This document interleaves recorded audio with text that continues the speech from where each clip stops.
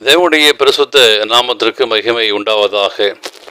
இந்த காலவேளை உங்கள் அனைவரையும் ஆண்டவராகிய இயேசு கிறிஸ்துவின் இன்ப நாமத்தில் உங்களை அன்போடு வாழ்த்தி வரவேற்கிறேன். விண்துளிகள் வாயிலாக இந்த நாளிலே சந்திப்பதிலே மிகுந்த மகிழ்ச்சி அடைகிறேன். இந்த நாளின் செய்தியின் தலைப்பானது நம் ரட்சிப்பிற்கு இயேசு. யோவான் 3ஆம் அதிகாரம் 3ஆம் வாக்கியம் சொல்கிறது, ஒருவன் மறுபடியும் பிறவாவிட்டால் தேவனுடைய ராஜ்யத்தை காண மாட்டான் என்றார். நம்முடைய வாழ்க்கையிலேயே புதிய இருதயமும் புதிய வாஞ்சைகள், புதிய நோக்கங்கள், புதிய வாழ்க்கையை பெற்றால் மாத்திரமே நித்திய ஜீவனில் பிரவேசிக்க முடியும். இயேசுவனுக்கு பிரயோஜனமாக ஒருவன் மறுபடியும் பிறவாவிட்டால் தேவனுடைய ராஜ்யத்தை காண மாட்டான் என்று மெய்யாகவே உங்களுக்கு சொல்கிறேன் என்றார். மனிதன் தன்னைத்தானே சரி செய்து கொள்ள முடியாது. தேவனால் மாத்திரமே மனிதனை சரி செய்ய முடியும். அதற்கு அவன் மறுபடியும் பிறக்க வேண்டும் என்று சொல்லி நாம் வாசிக்கிறோம்.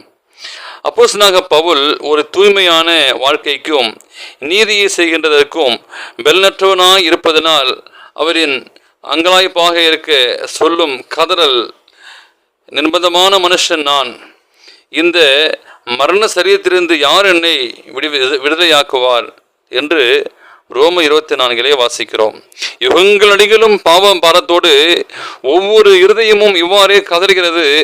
ஆனால் அவருக்கு ஒரே ஒரு பதில் மாத்திரமே கூறப்படுகிறது, நம்முடைய கர்த்தராகிய இயேசு கிறிஸ்து மூலமாய் தேவனை ஸ்தோத்திரிக்கிறேன், இதோ உலகத்தின் பாவத்தை சுமந்து திரிக்கிற தேவாட்டுக்கூட்டி என்று யோவான் 1:29 வாசிக்கிறோம். ஆண்டவர் நாத்தானவரோடு மனமாற்றத்தை குறித்து இயேசு சொல்லும்போது பின்னர் அவனை நோக்கி வானம் திறக்கிறதையும் தேவதூதர்கள் மனுஷகுமாரத்திலிருந்து ஏறுகிறதையும் இறங்குறதையும் நீங்கள் இது முதல் காண்பீர்கள் என்று மெய்யாகவே சொல்கிறேன் என்றார். யோவான் 1:51 என்று ஒப்புணையாக கூறினார். பாவ விழுகையில் மனிதன் தேவனிடத்திலிருந்து தன்னை மறைத்து கொண்டான். பூமி பரலோக உறவிலிருந்து பிரித்து மறைத்து கொண்டான். பூமி பிரிந்து நின்றது.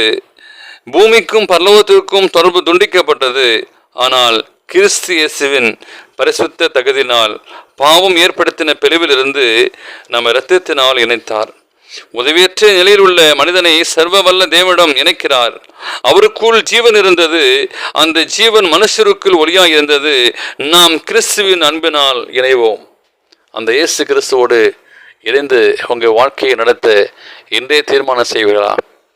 இந்த நாளை செய்தியை கேட்டு உங்களையும் இந்த நாளை திருமண நாளையும் பிறந்த நாளை காண்கிற பிள்ளைகளை தேவன் தாமே ஆசீர்வதிப்பாராக. ஆமேன்.